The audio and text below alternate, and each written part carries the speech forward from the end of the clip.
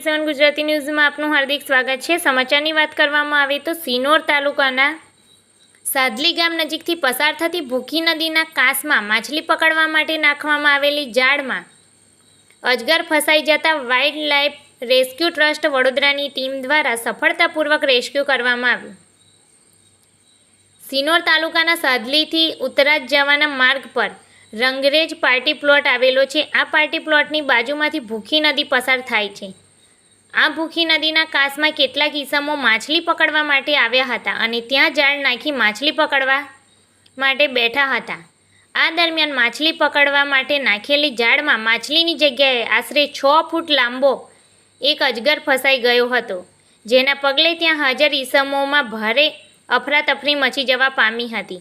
જે અંગેની જાણ જાહીરભાઈ રંગરેજ દ્વારા વાઇલ્ડ લાઇફ રેસ્ક્યુ ટ્રસ્ટ વડોદરાના કાર્યકર અશોકભાઈ પટેલને કરાઈ હતી, જેની જાણ થતાં જ અશોકભાઈ પટેલ તાત્કાલિક ઘટના સ્થળે પહોંચી માછલી પકડવાની જાળમાં ફસાયેલા આશરે 6 ફૂટ લાંબા અજગરને ભારે જહેમત ઉઠાવી સફળતાપૂર્વક રેસ્ક્યુ કરી તેને સિનોર વન વિભાગને સુપરત કરવાની તજવીજ હાથ ધરી હતી।